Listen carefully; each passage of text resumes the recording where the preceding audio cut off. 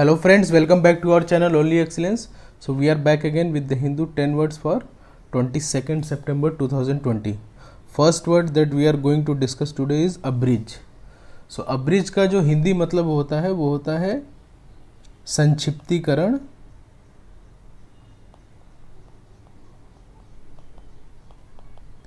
संक्षिप्तीकरण या काट छाट करना. ओके, सो संक्षिप्तीकरण या काट छाट किसी के राइट्स को या किसी के अधिकार को अगर आप कम करते हैं, so that is known as abridge. Okay, so किसी चीज़ को कंट्रोल करना, प्रिविलेज या राइट, उस सेंस में इस वर्ड को यूज करते हैं अब्रिज. ये और भी अलग सेंस में भी यूज किया जा सकता है. अगर दो चीज़ों के बीच में आप दूरी कम करते हैं तो उस सेंस में भी यूज किया जाता है इस वर्ड को. सो संक्षिप्तीकरण करना या दूरियों को कम करना या काट छाट करना, that is known as abridge. Okay, similar word इसका इंग्लिश में होता है आपका शॉर्टेन,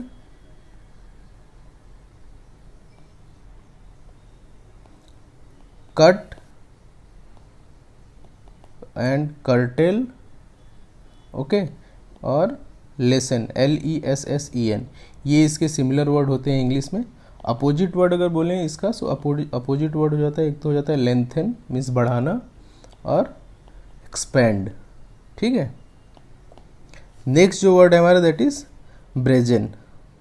सो ब्रेजन के एक्चुअली दो मतलब होते हैं. एक तो मतलब होता है कि कोई भी चीज़ अगर पीतल की बनी होती है, so that is known as brazen, made of brass. Okay, and दूसरा जो मतलब होता है इसका, जिस सेंस में यहाँ पे यूज किया गया है, सो ब्रेजन का मतलब होता है बेशर्म. Okay, so if anything which is very bold and without shame, that is known as brazen. Okay, so bold and without shame is known as brazen. Similar word इसका इंग्लिश में हो जाता है बोल्ड, शेमलेस,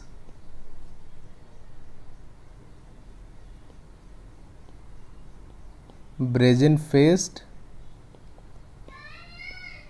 ओके, ये इसके similar word हो जाते हैं आपके इंग्लिश में. अपोजिट वर्ड अगर बोलें ब्रेजन का, सो अपोजिट वर्ड हो जाता है, एक तो होता है डॉज, DODGE, डंक, फंक, डॉज, डंक, फंक, श्रिंक, साइड स्टेप, ये इसके अपोजिट वर्ड हो जाते हैं आपके इंग्लिश में. ओके, नेक्स्ट जो वर्ड है हमारा that is disingenuous. Okay, so disingenuous का मतलब होता है कि lacking in candour. Okay, so if anybody is not candid or sincere, that is known as disingenuous. so lacking in candor का क्या मतलब होता है कि he is not honest, he is deceitful. so Hindi मतलब हो जाता है इसका आपका कपटी या खोटा. so किसी के मतलब अगर इस तरीके का क्वालिटी है कि he is not very honest, he is dishonest, so that is known as disingenuous. okay, similar word English में हो जाता है आपका डिसऑनेस्ट, डिसीटफुल,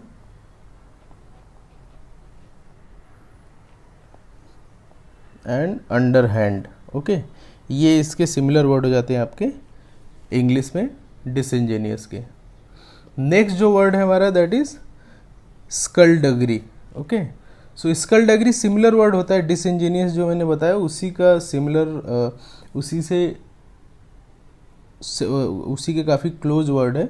सो स्कल्डगरी का मतलब होता है कि चालबाजी और ठगी. ओके, चालबाजी और ठगी. सो ठीक है, so if any devious trick और एनी डिवियस डिवाइस और डिसऑनेस्ट बिहेवियर और activity, that is known as skulduggery. Okay, so similar word अगर इंग्लिश में बोलें इसका, तो सिमिलर वर्ड हो जाता है आपका, एक तो होता है हैंकी पैंकी. ओके, दूसरा होता है जगलरी. ठीक है, एंड गेम्समैनशिप, ये इसके सिमिलर वर्ड हो जाते हैं स्कल्डगरी के इंग्लिश में. नेक्स्ट जो वर्ड है हमारा that is sacrosanct. So sacrosanct का मतलब होता है, इसका जो हिंदी मतलब होता है वो होता है पवित्र। कोई भी ऐसी चीज़ जिसको आप विच इज़ वेरी सेक्रेड और which is considered immune of violation और क्रिटिसिज्म, मीन्स किसी भी हाल में उसको आप वायलेट नहीं कर सकते, उसको अवॉइड नहीं कर सकते, उसको क्रिटिसाइज नहीं कर सकते। तो that is known as sacrosanct, means उसको किसी भी हाल में you can not avoid that. Similar word इसका इंग्लिश में हो जाता है होली,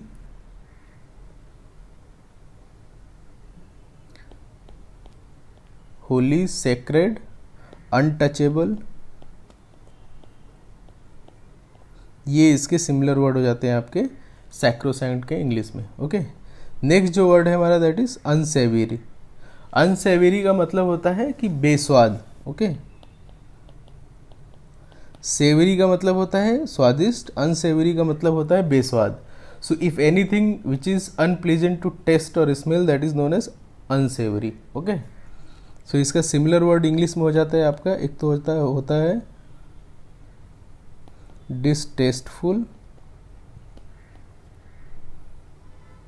अनपैलेटेबल। पैलेटेबल का मतलब होता है स्वादिष्ट, अनपैलेटेबल का मतलब होता है बेस्वाद। ओके, डिस्टेस्टफुल, अनपैलेटेबल और अनएपेटाइजिंग, ये इसके सिमिलर वर्ड हो जाते हैं इंग्लिश में। अपोजिट वर्ड अगर बोलें तो अपोजिट वर्ड हो जाता है इसका टेस्टफुल, पैलेटेबल और एपेटाइजिंग। ओके, नेक्स्ट जो वर्ड है हमारा that is divergence. So divergence का मतलब होता है कि डाइवर्ट करना, मीन्स द प्रोसेस और state of diverging something that is known as divergence. Okay, so suppose कोई अगर if you are discussing something on a point and one party is diverting from that point and start discussing something else, so that is known as divergence. Okay, so इसके हिंदी जो मतलब अगर बोलें तो हिंदी मतलब हो जाता है इसका विचलन, अंतर या फर्क, मीन्स वो उस टॉपिक पे नहीं हो के he is diverting on that topic. So similar word हो जाते हैं डाइवर्जेंस के आपके सेपरेशन, डिवाइडिंग, पार्टिंग, ये इसके सिमिलर वर्ड हो जाते हैं आपके डाइवर्जेंस के इंग्लिश में। ओके, नेक्स्ट जो वर्ड है हमारा that is precarious. So precarious का मतलब होता है कि आपका हिंदी इसका मतलब बोलें सो हिंदी मतलब होता है इसका आपका संदिग्ध, संदिग्ध और अनसर्टेन। सो कोई भी चीज़ अगर निश्चित नहीं है, उसमें क्लैरिटी उतनी नहीं है, उसमें प्रेडिक्टिबिलिटी उतनी नहीं है, so and which is very likely to collapse और fail, so that situation is known as precarious situation. ठीक है, सो सिमिलर वर्ड इंग्लिश में हो जाता है आपका इसका uncertain, insecure, unsure and unreliable. Okay, ये इसके सिमिलर वर्ड हो जाते हैं आपके इंग्लिश में। ठीक है, नेक्स्ट जो वर्ड है हमारा दैट इज एस्वेज। सो एस्वेज का मतलब होता है आपका शांत करना, किसी भी सिचुएशन को शांत करना या उसकी जो इंटेंसिटी है उसको कम करना। सो शांत करना या बुझाना या इंटेंसिटी कम करना, ये इसके हिंदी मतलब हो जाते हैं आपके। सिमिलर वर्ड अगर बोलें तो सिमिलर वर्ड हो जाता है आपका इसका रिलीव,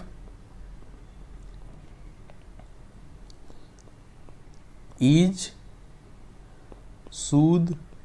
ओके, ये इसके सिमिलर वर्ड हो जाते हैं आपके एस्वेज के इंग्लिश में। अपोजिट वर्ड अगर बोले तो इसी का अपोजिट हो जाता है। यहाँ पे क्या है, शांत हो रहा है, सो अपोजिट वर्ड अगर बोले तो अपोजिट हो जाएगा इसका जैसे एग्रीवेट, मीन्स उसकी इंटेंसिटी को और बढ़ाना। ठीक है, नेक्स्ट एंड लास्ट वर्ड है हमारा पॉन्टिफिकेट। सो पॉन्टिफिकेट का मतलब होता है कि expressing once opinion in very dogmatic और वेरी पॉम्पस वे, मतलब अपने ओपिनियन को बहुत ही अथॉरिटी के साथ, मतलब इस तरीके से बताना जैसे आप वही सत्य है, मतलब प्रवचन जैसा अगर किसी चीज़ को आप किसी को बताते हैं, so that is known as pontificate. Okay, so similar word हो जाता है इसका आपका प्रीच, डिक्लेम और होल्ड फोर्थ, ये इसके सिमिलर वर्ड हो जाते हैं आपके पॉन्टिफिकेट के इंग्लिश में। ठीक है, सो ये रहे आज के हमारे 10 वर्ड्स। आप वीडियो को लाइक कीजिए, शेयर कीजिए, हमारे चैनल पे सब्सक्राइब कीजिए। Thank you so much for watching us.